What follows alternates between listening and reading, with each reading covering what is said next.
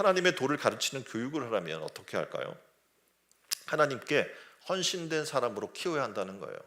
우리는 헌신을 굉장히 강조하지만 누구에게 헌신해야 할 것인가는 우리가 잘 말하지 않는데, 하나님의 도를 가르치는 사람, 그리고 하나님의 도를 배우는 사람들은요, 어떤 자세가 필요하냐면 하나님께 헌신하는 사람으로 우리가 키워줘야 하는 거예요. 그러니까 교회에 오면 뭔가를 베풀어 받고 어떤 사랑을 받고 뭔가 받기만을 원하잖아요. 근데 하나님의 사랑을 발견한 사람들은요, 이제 하나님께 어떻게 해요? 헌신한 삶으로 태도 전환이 일어나야 된다는 거죠.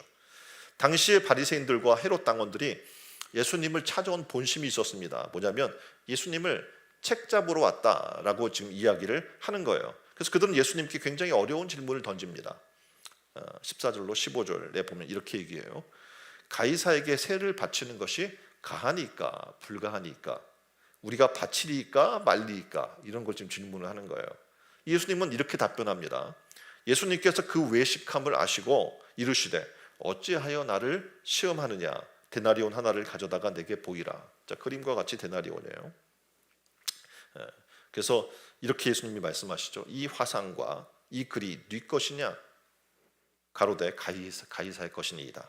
이 예수님께서 이렇게 말씀합니다. 가이사의 것은 가이사에게, 하나님의 것은 하나님께 바치라 라고 이야기하는 거예요. 이 말이 무슨 말입니까? 이 말의 뜻은 이거예요. 가이사의 화상이 새겨진 돈은 가이사에게 세금으로 내야 할 것이지만 하나님의 형상인 우리는 어떻게 해요? 하나님께 드려져야 한다는 것을 얘기해 주고 있는 겁니다. 선생님은 제자들을 하나님의 사람으로 세우는 역할을 감당하는 사람들인 겁니다.